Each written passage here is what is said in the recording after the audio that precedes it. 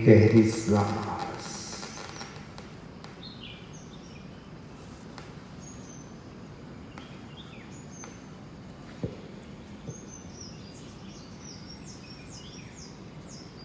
मन को एकाग्र रखे श्वासोश्वास पर। और अब जब श्वास लेते हो ऊपर की तरफ श्वास ले, चेस्ट फुलाए, एक एक पसलियों पर तनाव आए, चेहरा बिल्कुल तनाव मुक्त और लंबी गहरी श्वास ऊपर की तरफ, पेट अंदर जाए। सहज बने रहे तब तक रोके, उसके बाद छोड़े। श्वास छोड़ने से पहले पेट को ढीला छोड़ दे। बाद में जिस गति से श्वास ली है वही गति से बाहर छोड़ते जाए, पेट अंदर जाए। पूरी श्वास बाहर छोड़ दे, बाहर रोके, सहज बने रहे तब तक।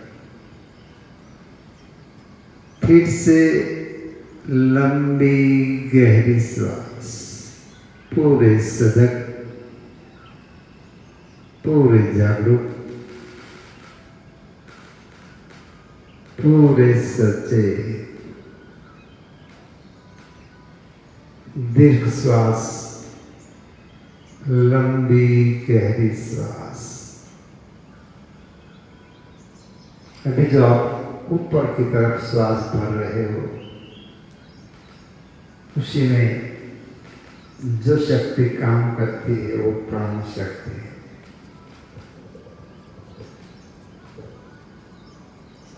पंच प्राण में से एक प्राण है, वो प्राण है। जब ऊपर की तरफ श्वास भरते हो तब ऑक्सीजनेटेड ब्लड बहुत अच्छी तरह से हाथ को मिलता है, लीवर को मिलता है, फेफड़ों को मिलता है, श्वास नलिका, अन्न नलिका को मिलता है, और मस्तक तक जो भी अंग है, आँख, कान, नाक, गर्दन, दिमाग, सबको अच्छी तरह से ऑक्सीजनेटेड ब्लड मिलता है। उदान प्राण और प्राण, ये विधि में कार्यक्षम बनते हैं।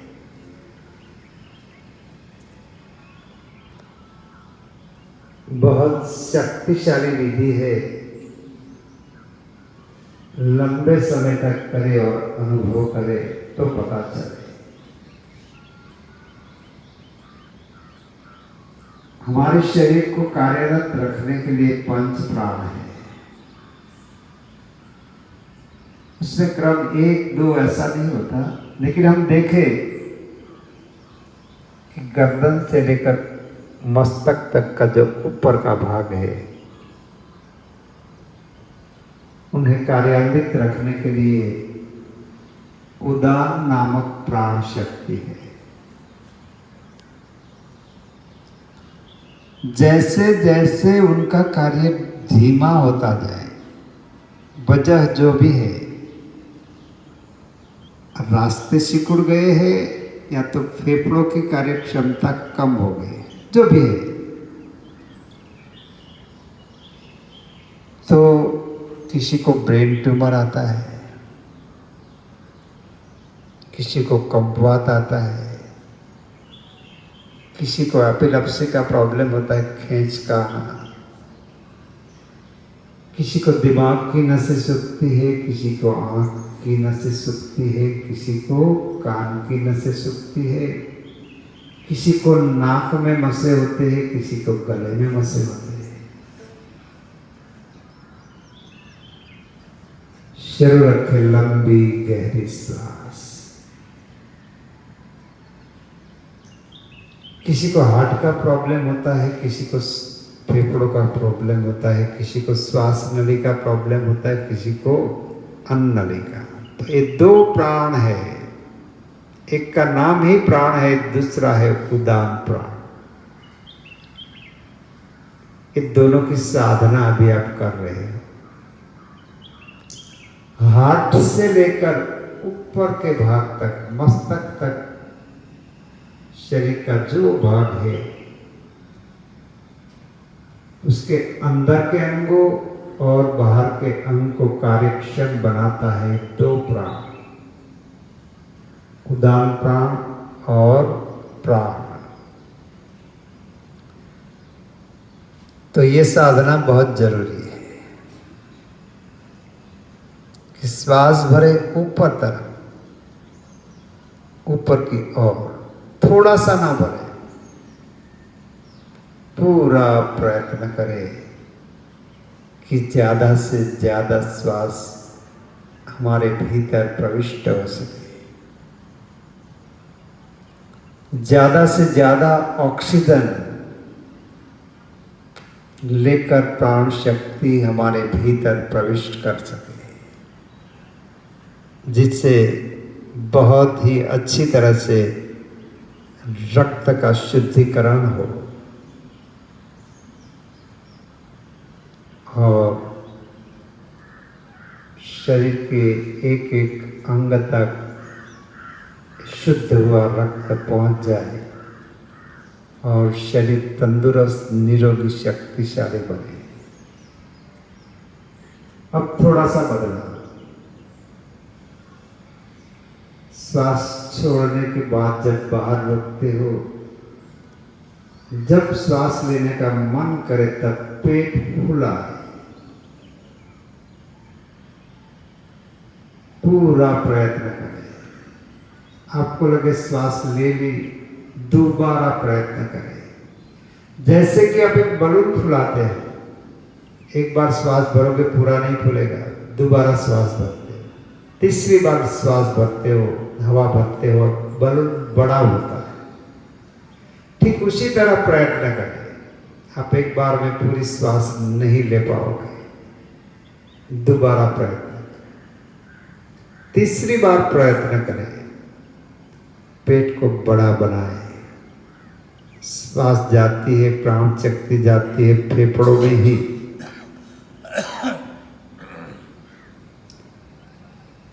लेकिन जो डायाफ्राम है, जहाँ पे खाली जगह है, वहाँ पे फेफड़ों को अवकाश मिलेगा।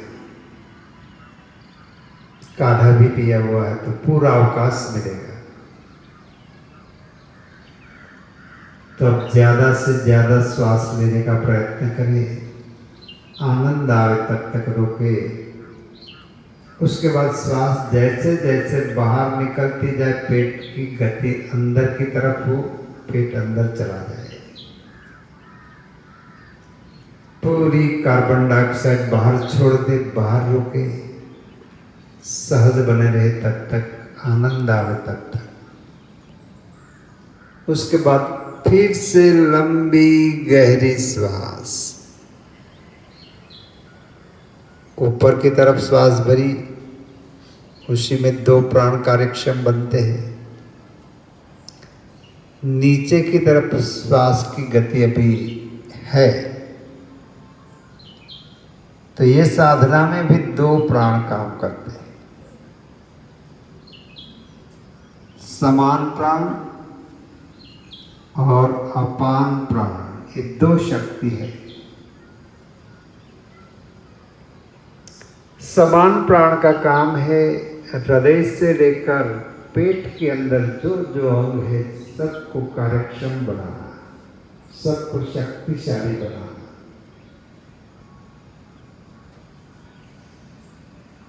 उन सब अंगों की हमने सफाई की, शुद्धिकरण किया औषधियों से।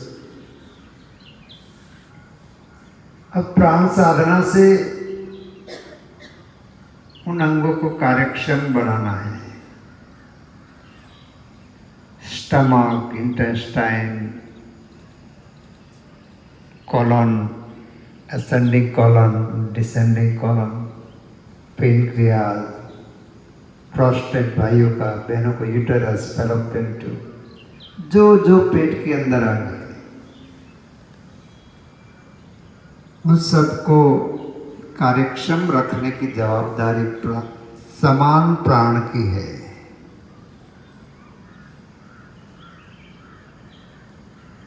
तभी एक तो के समान प्राण की साधना चल रही है, दूसरा तो के अपान प्राण की साधना चल रही है। पेड़ों से लेकर दोनों पैर के अंगूठे अंगुलियों पर्यंत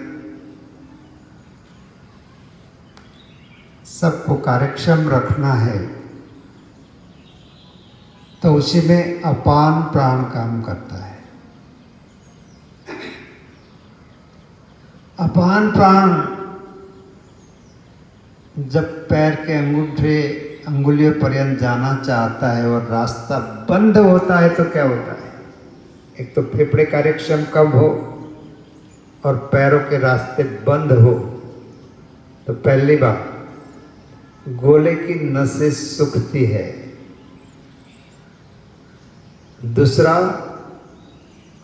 जंघाओं में खालीपन महसूस होता है, घुटनों का लिगामेंट का प्रॉब्लम आता है या तो घुटनों का घसारा आ जाता है, पिंडलियों में स्टिफनेस आ जाती है, एड़ी की हड्डी बढ़ती है, एड़ी का दर्द होता है, हिल्स पेन, पिंडलियों में जलन होती है, पैर के तलवों में जलन होती है, पैर के पंजे में अंगुलियों में अंगूठों में दर्द उठता है। जब अपान प्राण रुचता है, उन्हें जो चाहिए वो नहीं मिलता है,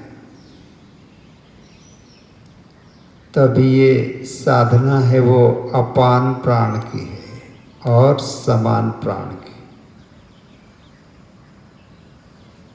अब थोड़ा और बदलाव, जब श्वास छोड़ने के बाद फिर से भीतर लेते हो, तब आप दोनों नासिकाओं पर रुक जाओ और श्वास लेना शुरू करो, लयबद्ध गति से, जहां जाए जाने दो। पूरा प्रयत्न करो, पूरे फेफड़े भर जाए, तब रोके, सहज बने रहे तब तक। उसके बाद फिर से छोड़े, पेट अंदर जाए, पूरी श्वास बाहर छोड़ दे, बाहर रोके, सहज बने रहे तब तक। फिर से लंबी गहरी श्वास शुरू रखें, पूरे सजग शांत चित्त, सहज चित्त, राग द्वेष से पर रहते हुए शुरू रखें। कहाँ जाएगी प्राण शक्ति? बोले फेफड़ों में जाएगी, सही बात है, लेकिन फेफड़ों में कहाँ जाएगी? तो कि 24 घंटों आपके फेफड़े जो कार्यक्षम है वहां पे जाएगी। और प्रयत्न करोगे तो उनके आसपास का जो भाग है जो कार्यक्षम नहीं है, 24 घंटों उस पर दबाव बना रहेगा, वो धीरे धीरे खुलना शुरू होगा। हर वक्त प्रयत्न करना है, तो क्या होगा? तो कि दम, अस्थमा, किसी भी प्रकार के एलर्जी, कैंसर जैसी असाध्य से असाध्य बीमारियां हैं जो जिंदगी भर रहती है, उसे दूर करने में सहयोग मिलेगा। अगर आप मक्कम है तो उसे दूर कर पाओगे। माइग्रेन में भी काम लगता है, डिप्रेशन में भी काम लगता है, हर एक बीमारी में काम लगता है।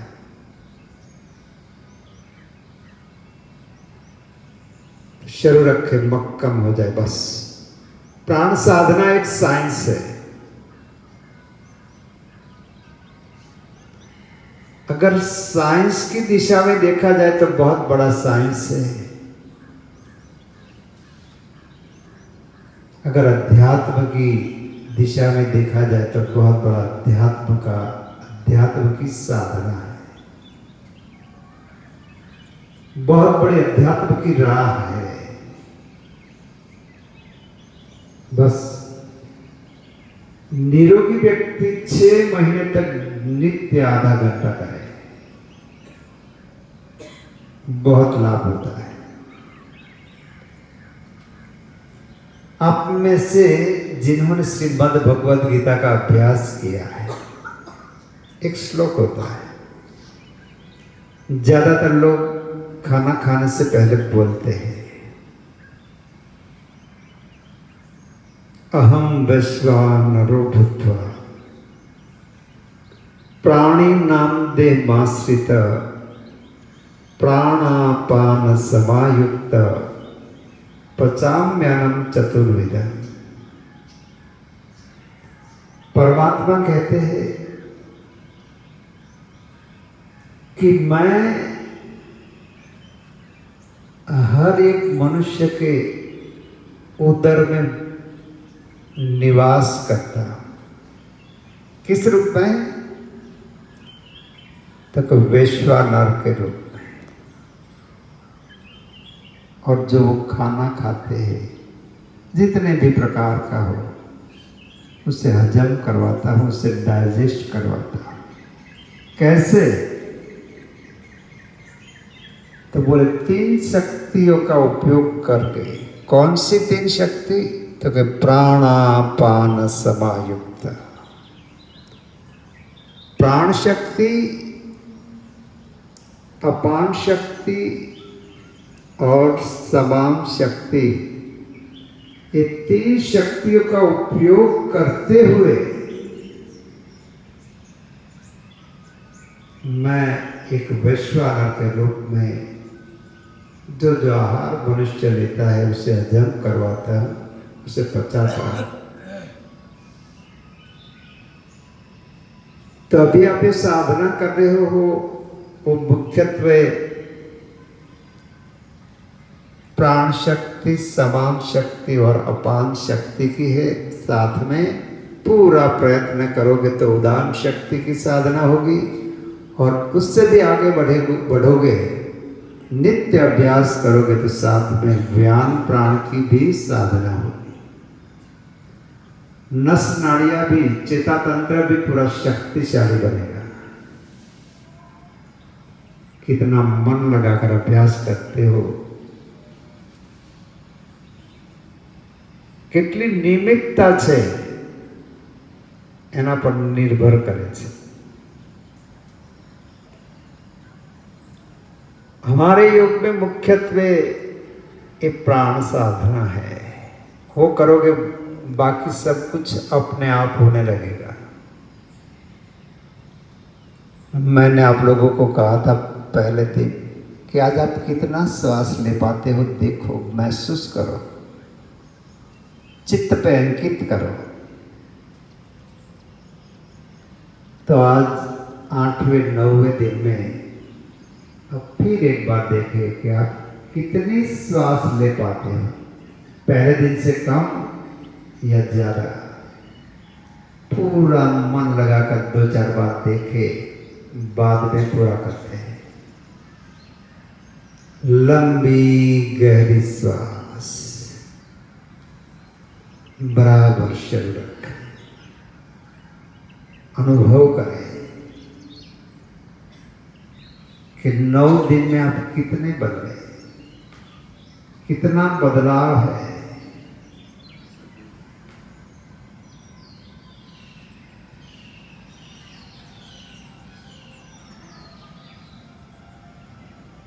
पूरे शरीर में कितना बदलाव है वो भी देखते जाए। लंबी गहरी श्वास, प्राण है तो जीवन है, वो ही प्राण की साधना है, प्राण साधना।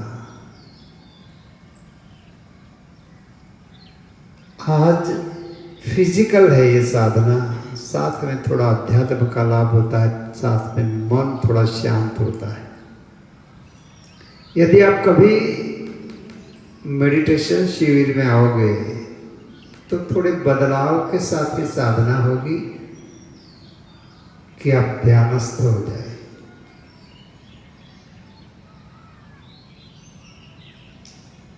जैसा जैसा समय वैसे हो बदलती रहती है। श्वास छोड़े, पूरा करें। एक बार ओम परमात्मा की आराधना, लंबी गहरी श्वास।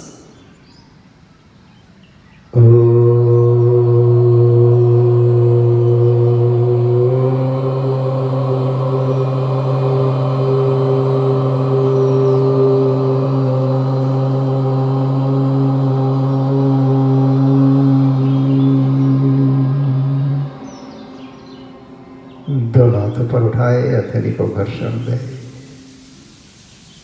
बराबर।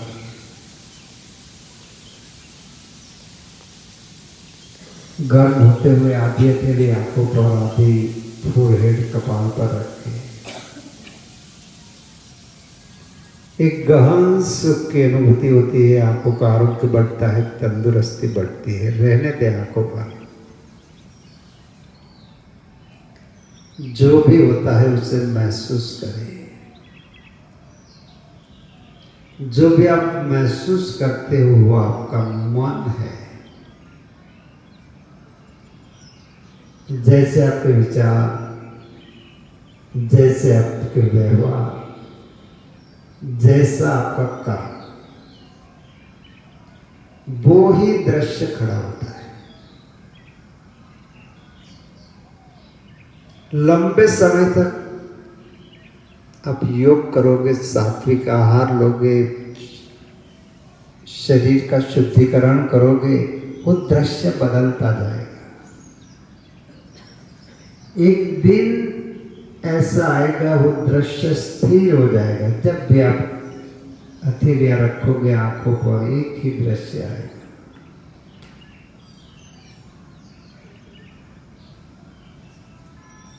जहां सिर्फ आप होंगे।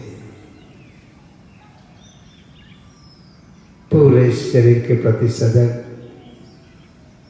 भाव से हथेलियों का स्पर्श धीरे धीरे पूरे शरीर पर, पूरे भाव से, पूरे प्रेम से। हम शरीर के प्रति भाव प्रेम नहीं रखते, मोहित होते हैं।